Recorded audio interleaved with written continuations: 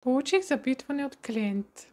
Имам колебание за избор на паркет относно мой проект. Това е нещо, което и много от вас вероятно са се чудили.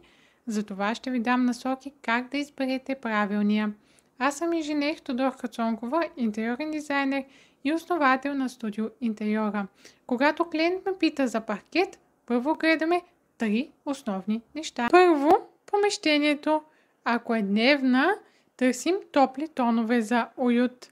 В спалнята светлите настилки носят спокойствие, а в коридора и кухнята е важно да изберем по-устойчиви материали. Второ, стилът. Светлият паркет отваря и модернизира пространството. Тъмният носи елегантност и уют, а сивият е универсален. Трето, начин на живот. Ако имате малки деца или домашни любимци, изберете настилка, която е лесна за почистване и е устойчива на надраскване. Пишете в коментар, ако и вие имате въпрос, който ви затруднява. И ако това съответно ви е интересно, не забравяйте да се абонирате за канала, за да може да получавате известия всеки път, когато кача ново видео.